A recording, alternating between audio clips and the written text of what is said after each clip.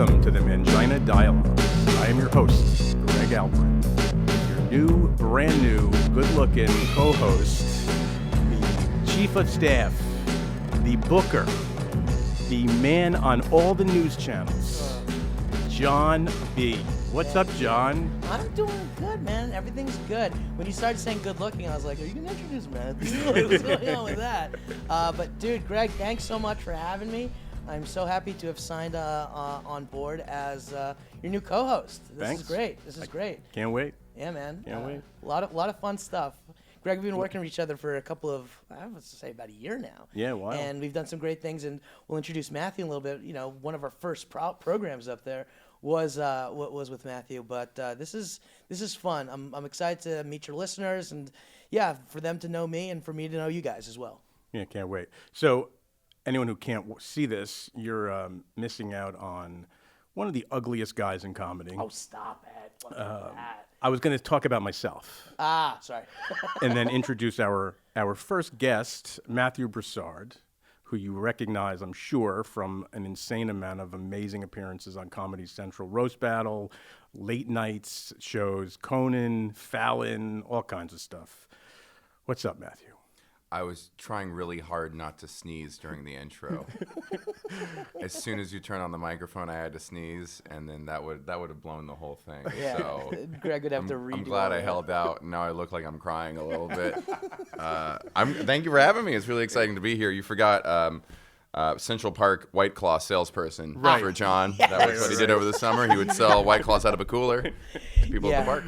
I really would. I would just walk by, and it was just like, I remember going to the park and during the summer times and watching those guys like sell beer and like margaritas, and I became one of those people that was selling margaritas and White Claws in the park.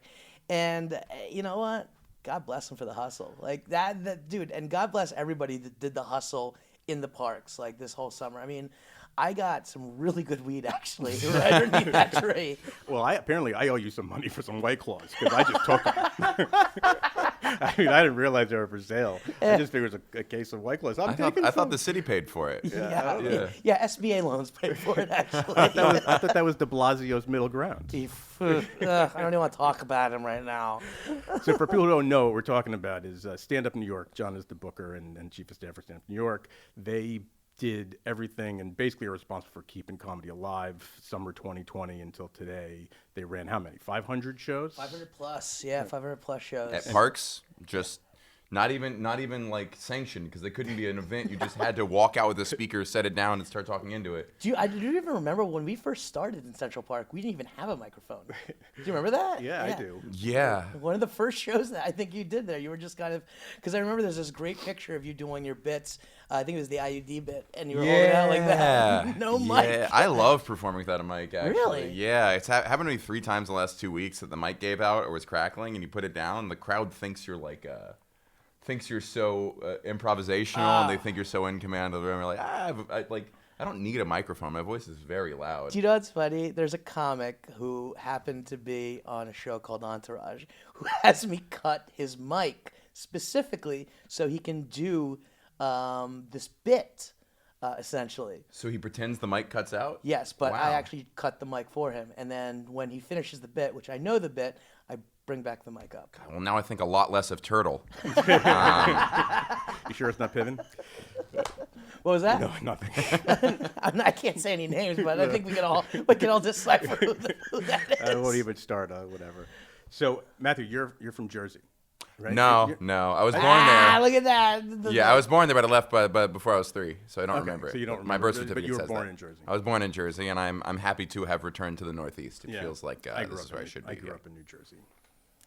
It's always good. I mean, I live in Jersey now, but I remember one of the first things that I probably read the same bio that you did, Greg. And I was like, oh, cool, he's a Jersey guy. Nope, not at all. I do get asked now when I talk to people now. I get that a lot where people are like, "So you from New York originally?" And it's so flattering. Oh. I don't know why.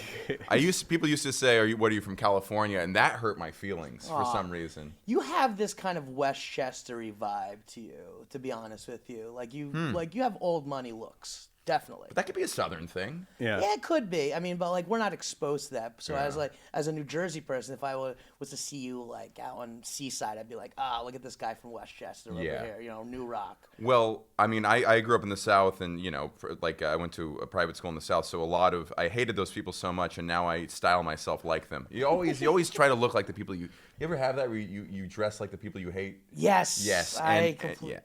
Southern preppy is very similar to Northeastern preppy, but Southern preppy is like if Northeastern preppy was colorblind. It's like a lot of not matching pastels, just loud colors, seersucker shorts. It's a tackier version. You have this houndstooth jacket, I believe I saw. Yes. Yes, and I saw that. I'm like, yo, that takes respect on that, man. Thank you. I considered that was for me like a more inventive, like that was outside my normal comfort zone of style. It's very like a. It's the brand's called London, it's called London Wax. So that Plug feels the like London Wax. London Wax, give me free shit. And yeah, that was just I felt like a fancy chimney sweep in that one. With the terrible accent from Mary Poppins. Yeah. Well, right there, then. You're right, then. No, but it's funny. It's like one of the first experiences that I saw Matthew was the evolution of the hairstyle. Oh yeah, evolution of douchebag style. Yeah, I remember that. Yeah. Greg, have you seen that? No, I don't think so. Oh, it's great, and like it just takes you through this whole thing. And like in the 80s, I just didn't change a thing. The 80s was just me wearing Ray-Bans. Yeah, it was. The cheese dick smile. Yeah. But like shaving the mustache and everything was like, I mean, like when it went into the 70s and everything. But that was one of my first experiences. But then, and we've talked about this in other podcasts, Greg. I apologize, but Chris Barnes, who is a comic here at the club, he's the one that kind of introduced you to our world, at least the stand-up New York world. Yeah, he and I are kindred souls in our lanky, awkward white guy. Yeah.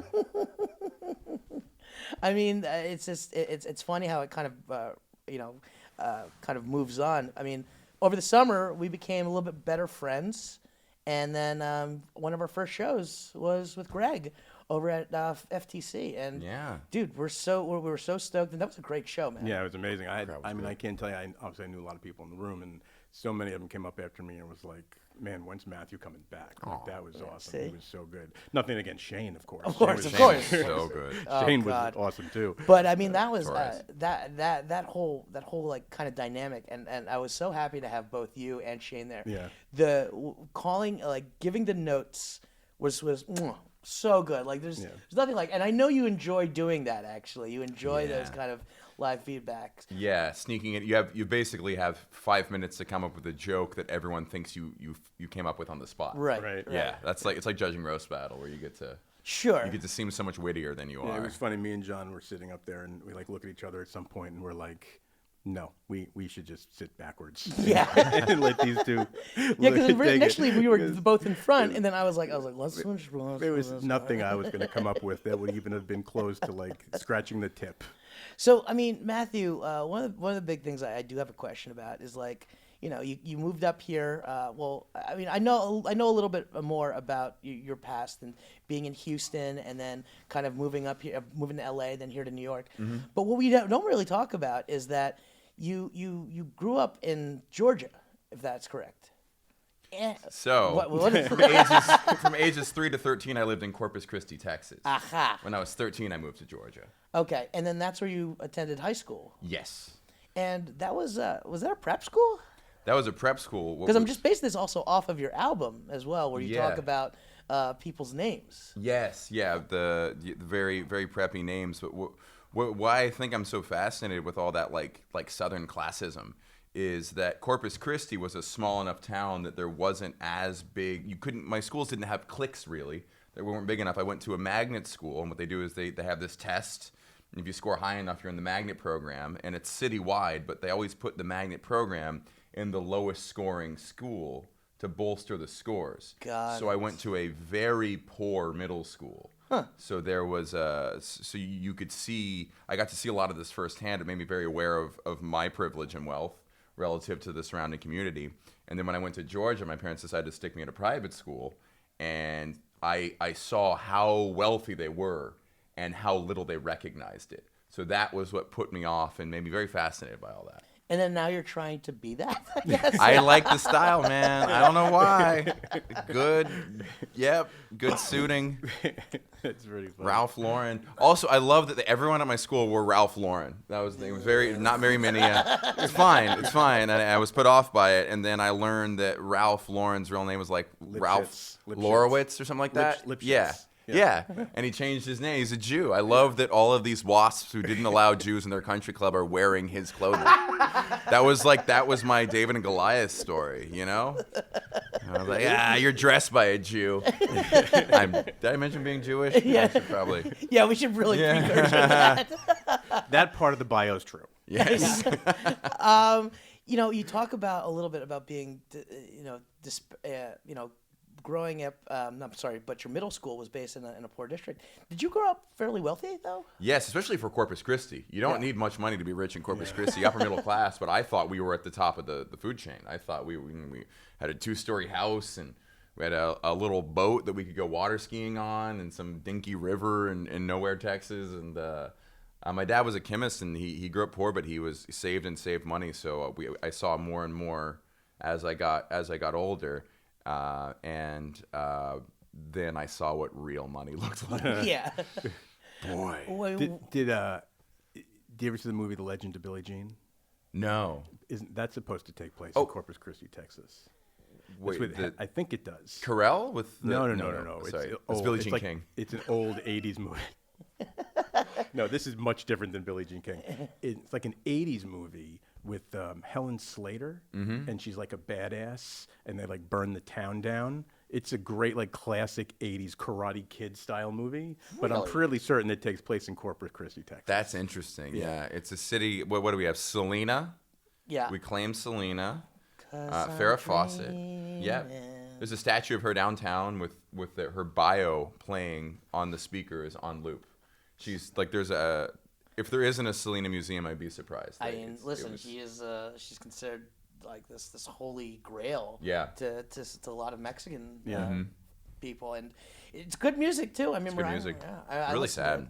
Yeah, just like what was it? The pays to not have a fan club. Yeah, that was the president, right? Yeah, super dark. She wasn't born in Corpus Christi. She died there. So it's shit. I mean, the whole region claims her, but like it's very sad. But she's from Texas, right? Like she's from nearby. I believe she was born nearby, maybe like Victoria or something like that. But I mean, that was God. I don't. How did we get on a tangent on Selena? I'm sorry. Corpus Christi. Corpus Christi. Yeah, Corpus Christi. I mean, like, what's so you're in this private school, and these kids. I mean, are you at the same wealth level as them? No. So we couldn't live and again, don't feel bad for me, but my parents wanted to live farther away. So we were like 20, 30 minutes out. We were deep in the burbs and the schools in the city, and these were people who could live in big houses in the city. Got it. Which, suburban wealth versus actual city wealth it's so different. Yeah. So they lived nearby. So I lacked a lot of social skills, which I would see as the first barrier to my fitting in there, but also not living nearby hurt because no one wanted to come to my place, and I didn't want to drive my parents didn't want to drive me out there. And it was a 14-year school. There were 14-year students. It was I won't say the name, but it was, you could go there in pre-K all the way through senior year, and they're all on the same campus. So it was... How big of a school? 146 in my senior class. That's not bad. Yeah, I mean, it's very small. Yeah, I did. I think mine was like 117. I went to That's small. Yeah, I went to a private school. I went to it was Catholic school rather. Where? In Sparta, New Jersey. Pope John, go Lions. But yeah, that was like my graduating class. But now it's growing. I mean, my area has like exploded in population. So I think the last graduating class was like 350, 400 at that point. Okay. But like one of the things that I always had the question is that like you grew up in this area. Did you obviously you're not a person of color, but did you notice any racism or any anti-Semitism? Not a ton on the anti-Semitism front. Like they truly just didn't know what Jews were. Yeah. Same with Corpus too. When I was in Corpus, when I would say Jew, people were like, "Where's the dot on your forehead?" They truly had no idea. Someone thought my bar mitzvah was going to be a bris. This is all true. Yeah, that was. I remember that. I remember that misnomer. I had that misnomer. In Atlanta, they were just curious about it. I didn't feel like particularly picked on for it. They had a lot of questions and they found it interesting and they made jokes about it, but those jokes honestly made me feel included. Race things, they're a lot better now. I don't want to disparage my school. I've seen that they've made great efforts to make it a more inclusive environment, and the diversity has really, really stepped up. And they're working on that then. But private schools in the South started because of desegregation. Sure. Absolutely. People who were rich said, I don't want to send my kid to school with black people now that they're allowing them public schools. So they started private schools on that basis. Wow. My school, they didn't hide this. They were ashamed of it, but they didn't seek to hide it. Turned down Martin Luther King III. Wow. He applied to the school, and you could read that in the hallways. We're not proud of our legacy, and we're working to better that. So there's a general, racism in the South, and there were some black students at our school that sat at a table together at lunch. They were all on the football team together, but they sat by themselves, and they clearly could connect with each other better than they could with other people. Sure. There were also plenty of black students who seemed to fit in just fine, and they were the one or two within each clique. Right. I don't know. I would love to hear from. I've spoken to black classmates who said they sensed a lot of things. There were a lot of little moments that made them feel very uncomfortable. There were things I caught also behind the scenes. I remember one guy told a story about having a black friend over with among other groups of people, and his dad was like, "Why'd you do that?" Like, Wow. really, really horrifying stuff. Wow. Yeah. Well, at least that your school had the self-awareness. Greg, Yes. you were in Jersey, and then Yeah, I mean, I grew up in way northern Jersey, like as northern as it gets. like And- Alpine money. No, well, Saddle River. Saddle River. Okay, So- yeah. Oh, yeah. That's almost and, New York. I joke that I honestly think we had less than 5 black kids in school when I was in high school. Wow. And I graduated with a little over 220 kids. Wow. Right, and that little, and those kids' fathers all were professional athletes.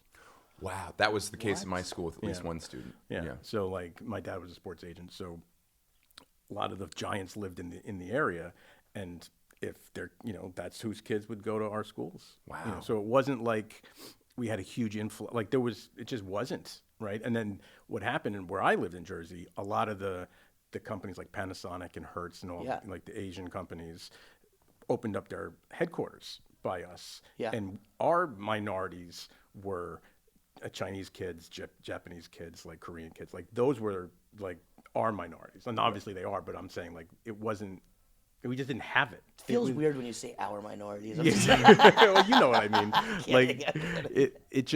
it was odd. It was Yeah. odd. We just didn't have.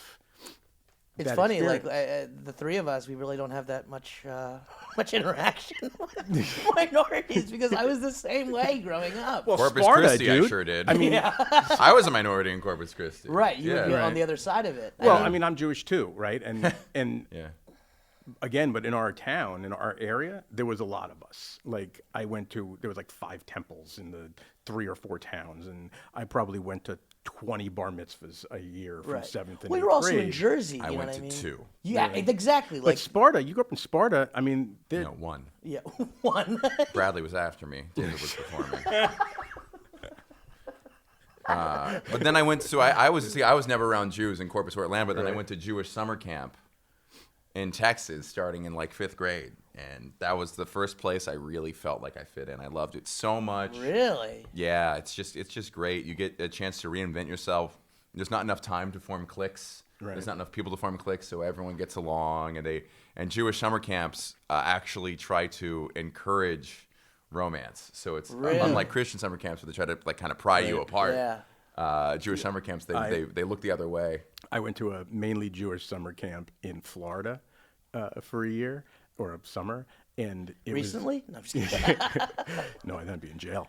It was a golf camp, right, at like a resort hotel. So I lived in a hotel room with one other kid in my room for the entire summer. Yo, these And guys all have we did was play golf. money. Right? And like, but what you're saying is, it was basically like, you guys all go and like hang out with the girls. No one's gonna say anything. Like, they're not gonna prevent you from doing anything. Like, there was tons of mixers. It was like a friggin' free for all on a country club in Florida for a bunch of Wow. 14 and 15 year olds. So wait Yep. a second. You're saying that, like, I mean, they encourage romances.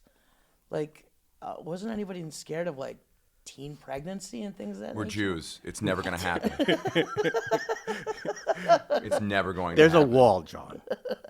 There's just we're just too nervous and feel too weird about our bodies to like ever. Yeah, no one had. We full on could have, but no one ever did. Right, Had right. sex. What fascinates me is I hear this. I've never heard about it in Florida, but in the Northeast a lot. People will say, I went to a summer camp. I'll say Jewish. They would go mostly. Right. In Texas, you would never have Jews just happen to be together. Right. It had to explicitly be Jewish for it to be mostly Jews. Really? If you ever looked around and be like, oh, what a coincidence, we're all Jewish, it's likely a terrorist attack that someone organized to kill you all. And there's a soundbite. Yeah. That's a good one. But yeah, I mean, like that's a fascinating thing. People in like New Jersey, I went to a Jewish camp. I went to a camp that was 90% Jewish, and it didn't have a Hebrew name. They're like, Yeah. no, but we would have Shabbat services. That's wild to me. That's such a foreign concept. Wow. Yeah, I went to, well, I grew up with, well, I didn't grow up, but like when I was a teenager, some of our best friends growing up were Jewish. So I actually went along to like Solomon Schechter on Shabbat weekends and things of that nature. And so like, they would like, yeah, if you want to take part, in Shabbat dinner. And I did. I had a great time. I don't remember them being like, yeah, you guys should all fuck with them. That was the card under the plate. It was like, yeah. But in general, like I get so fascinated, especially like these different backgrounds. I mean, Greg and I, we kind of grew up pretty much almost. I mean, we're almost neighbors, only that far from each other. But then Matthew, you were also in Houston as well. I went to college in Houston. Yes. You went to Rice, and for math. Applied math. Yeah. Applied math. Excuse me. Applied math. I mean, you should be excused. yeah. I mean. They call me a fucking nerd. Wait, what is this? So wait a second. Pure math major. I got a C in social studies. What work do you take me for? So what do you? I mean, listen, and I know you've probably been asked a million times, but like for our listeners, how do you go from math to comedy? And I don't know why I said comedy like that. I don't. It's all the think Jewish it's summer as- camp talk. Well, can I rewind here Sure. for a second? Rice is a really nerdy school. It's an academically prestigious school. I think I barely got in, so I felt very fortunate for that. But I went from being kind of an outcast at a school full of good-looking jocks, very socially adept, and then something happened around my senior year of high school where I started getting taller and I started swimming. And I remember that summer I was in the sun a lot. And when I got to Rice, I was tall and bronze Wow. with this sun bleached hair, and it was at a school full of nerds, so it felt like this complete reversal, and I had to readjust the assessment of myself. I was like, how did I go from being a nerd among jocks to a jock among nerds? Right, And I right. didn't. It took me a long time to realize how I had to behave differently because my behavior was more easily off-putting for the new vessel I possessed. right. Yeah, Right. so I was perceived as fratty and douchey as some kind of like party jock guy, which was such a weird Which is not funhouse you. mirror. Yeah. yeah. So wait, so And I was a poor student in college, so they just Were you? viewed me as this dumb guy. Yeah. right that you got in there Yeah. because for swimming. There's a great. I didn't swim in college. Oh, you didn't by the way. swim? No. There's no There- men's team. I there- managed the women's team, so I was okay. swimming a lot, but just for fun. There's Wait a great second. You picture. managed the women's swim team? Yeah, I was I am and was a big fan of swimming, and it had a great scholarship with it. So So you got I, a scholarship for managing the women's Uh-huh. swim team. How do you get a scholarship for that? I approached the coach. I talked to the coach when I got in. I went and visited the school and talked to the coach, and he was like, "We'll let you know if the position's available." And then during orientation week, I snuck out of activities to go swim one morning, and the coach was there. He's like, "Oh, you're that guy? Yeah, someone just dropped. You want it?" And it paid for so much of my Wow. schooling. I had to tell you, if I'm the swimming coach and a dude walks up to me and is like, "Hey, I would like to be the manager of the swim team," right?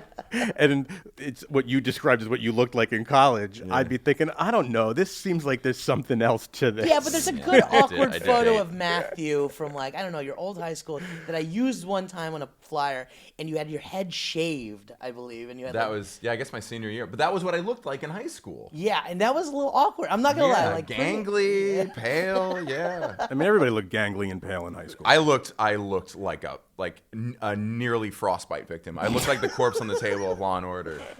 My lips were blue.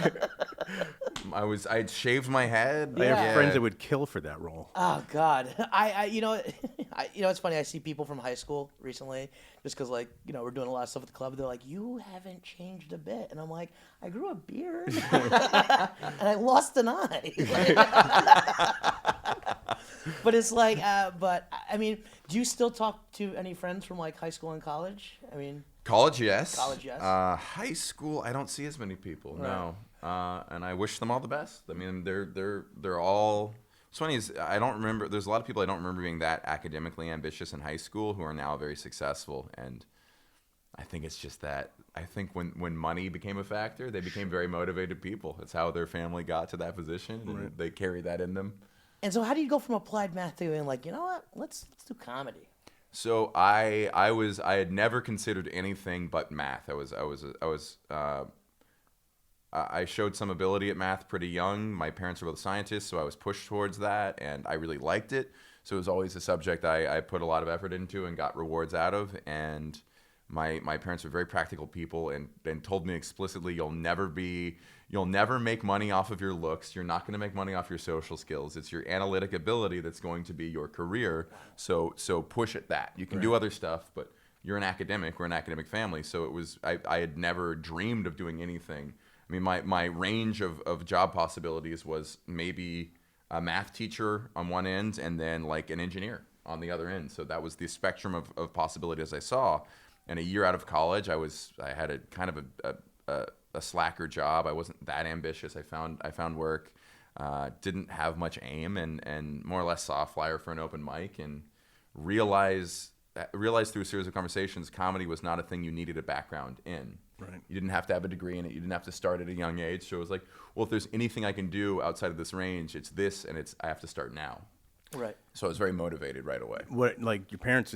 What do they say now? Like, do they still do they give you the typical like Jewish mom, Jewish grandmom? Yes. Like, when are you gonna give up the comedy and go Yes. be a financial analyst? She wants me to quit still. My dad passed. My dad passed in 2016. He was starting to get it. He was Right. happy for me and seeing that it was paying and seeing that I was doing well with it. And he said at one point, I can't understand exactly what's happening, but I can hear your excitement about it, and that makes me happy. So That's as long good. as you're stable, and both of them, all they want from me is stability. Right, of course. And that's the one thing they have against it. They don't mind my material. Right. They don't have any problem with what I'm doing. They just wish I had something more. Did your mom watch the roasts, the No. roast battles? But she always says, I don't get it. I don't Right. think you're funny. I don't understand. Oh. Yeah. Which to be fair, if I'm making her laugh, that's not. They're also, my parents are both humorless people, Right. just not funny people. Okay. Yeah. Oh, that hurts so much to hear that. It makes me better, I hope. Yeah. Yes. I mean, like, it's... Which is funny because I performed downstairs to a bunch of Jewish moms. and, Yeah. like, that's my kind of crowd. It really is. I really kill. love performing for older Jewish crowds. You kill so hard. Oh, thank you. Downstairs on a That Saturday. was a lot of the room after in Connecticut. Shabbos. Yeah. Yeah, it's unbelievable, like the different crowds, but you're pretty flexible because we can put you can go and do a room of like college kids, you know what I mean? But then you can also like turn it around and you could do a Modi crowd or or an Elon Gold crowd, you know what I mean? But without did you grow up listening to stand up? I did when I could. When it was on, I loved it so much. Carlin was the first special I listened to. When Dane came around, obviously I was into Sure. that. And then I discovered Tosh. Really loved that. And then Louis. I think those were like the big ones. Oh, and Bamford.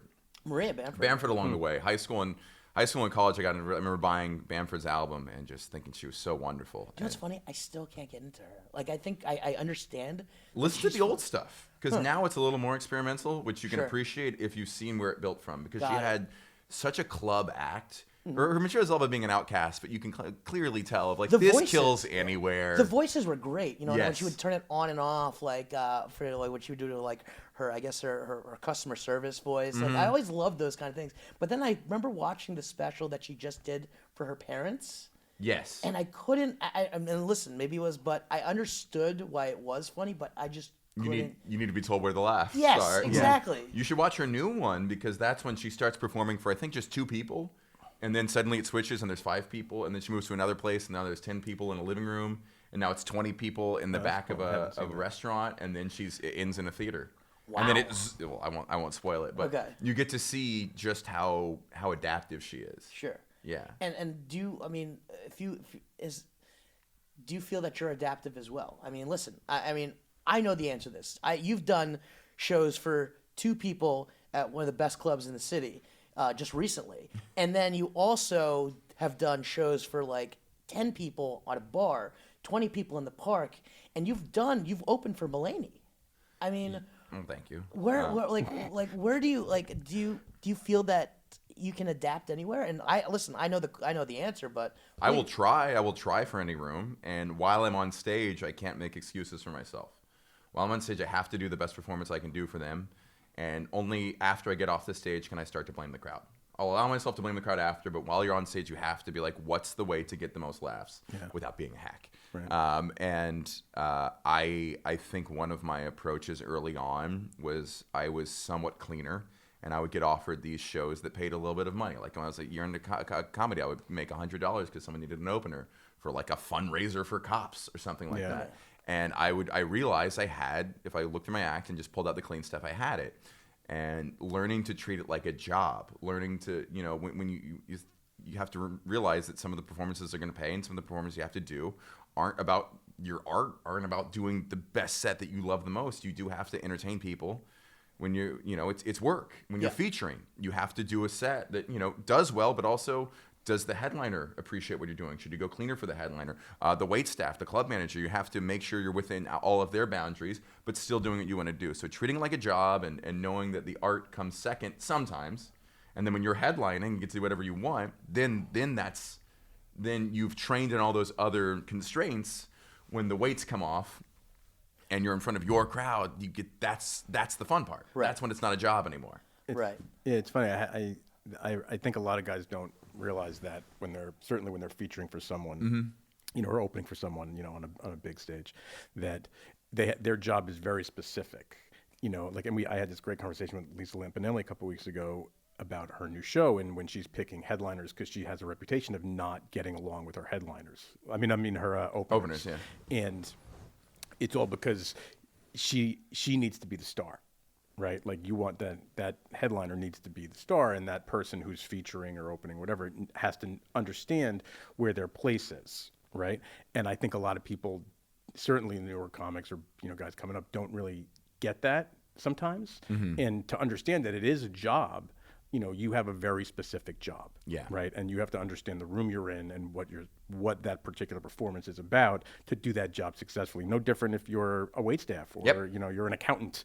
You have to take it to a different level depending on what's in front of you at that time. Or a graphic designer. It doesn't matter what you're able to draw. You need to draw what they ask you to draw. 100%. And I think there's virtue to that. And I also started doing college shows about 2 years into comedy. Right. I got fired from my job, and I booked a couple NACAs, and I was like, I need to make money off of this. So this isn't about just going up there and doing what I want to do and losing bookings over saying edgy jokes. Right. So it's funny. I've had that conversation with some guys who are like, I got to get into the college circuit, and I'm like, then you need to be really understanding of your material. Really, like if you don't understand your material. What do you say to those people that I mean, listen, obviously the schism in the last couple of weeks and months and even the year has been, what is comedy like? Is something going too far? Like, there are a lot of people that try to hide behind stand-up comedy as an art form that you can do whatever you want to do. But there has to be some kind of moderation. Like, I mean, the person that's going to yell the N-word on stage, do you know what I mean? Like, I don't find that as stand-up comedy. Do you know what I mean? It's got to work in the material. I say whatever you want to on stage. I'm not going to attack people's material. For what they do on stage. I really understand that you have to fail sometimes and you have to step out of line. But Daniel Tosh summed it up so perfectly. He was addressing in one of his specials the rape joke controversy. And he said, I say outrageous shit for a living. Sometimes it blows up in my face. And when you look at it as a risk-reward payoff of like, yeah, you say stuff like that, you're going to get that immediate that noise in the room. You're going to get a certain type of fan base who's going to come out to see you. But once every year or two, someone's going to write an article about it, and you're going to get some college shows and corporate gigs canceled. Yep. So you get some, you lose some as a result of that. Or if you go completely clean, you might not make as intensive fans, but you can make a lot of money off of corporate shows and cruises. Tons. So choose where you want to fall on that risk-reward spectrum, and stop complaining about it. Yeah. That's the oh, I'm so upset that we're being Yeah. You're not. No one's grabbing the microphone from you on stage, or if they are, it's because they're paying you. Right. And you didn't follow the contract. Sure. You got to play the game, I guess. Yeah. And one of the things is that, like, I always thought to myself, I hate saying that idea of that playing the game kind of concept. But at the same time, like, I don't just work for I don't work for the comics. I work for whoever's in the room, essentially, at that moment. You know, we book not on what our tastes are. And Sure. Greg, we had this conversation a couple of times as well about, like, what we think, you know, what we will put on stage. And there's been a couple of times where I've been like, I don't really want to do this, but I have to. Yeah. Do you know what I mean? And I struggle with that every day. But the ultimate person that is paying my bills is that customer that's walking in here tonight for a 2-drink minimum. Yeah. It's all about the audience. I mean, you're programming to what the audience is, whether you're the performer or the booker or the room. You know, if you're not programming the right material, the right comics that night, you're losing. Yep. You know, so you got to adjust. You have to be willing to adjust to succeed, I think. Like I do. I have the conversation all the time with several people, including John, about not booking to my taste. If I book to my taste every night, then what am I doing? I'm not developing. I mean, an it would all audience. be a Roseanne Barr all the time. It would be Roseanne Barr and Carrot Top, you know. Yeah, we'd be fucked. He's a very nice no, guy. Carrot Top is great. super I've seen the nice. show. He's great. I think it's He's hysterical. really sweet. Like Yeah. he gets way too hard of a rub. Like I don't get it. Like, Yeah, but that you know, would seem like... That's because he makes money and everyone. I know, hates- of course. exactly. Of course, And- if you're looking to talk shit on you when you know, make money, you and then got you can crazy just fan hair. yourself with $100 bills. I know. You know, Woe the is funny, me. Jeff Dye had this funny bit when we did the show in LA, which Right. thanks for coming, Greg. But he comes You out get one there, UTI, Matthew. One he UTI. comes out there and he goes, oh yeah, it's been really tough. I don't know how tough it is on Joe Coy that he only was able to do 3 specials this year on Netflix, and Ali Wong, and I was like, what if Asians you're talking about, Jeff? But Matthew, what I mean, listen, this is a segment that I just kind of wanted to get started. All right, and Go for this it. is what I want to call. I know what's coming. All right, what was the best thing you ate this week? Where was I just? peanut I was at a private gig and there were hors d'oeuvres and they had blueberry brie, baked brie, and that was outrageously good. It was like it was like the size of like a Triangle? shredded mini wheat. Yeah. It was rectangular. Oh, okay. Yeah. And it was A little bitter, but so interesting tasting. Well, that means that if it's bitter, that means that they're probably fresh blueberries. I'm Yeah. assuming. Oh, of yes. That. Yeah. Yeah. I thought it was the brie, but that makes more sense. Yeah, and then the philo crust, the phyllo crust around it. Yes, very fluffy, very crumbly. God.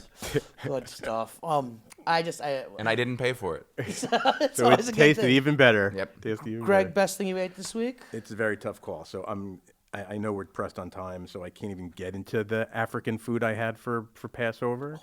We'll have to do that a second time. I saw the picture. Put the picture up on Mangina.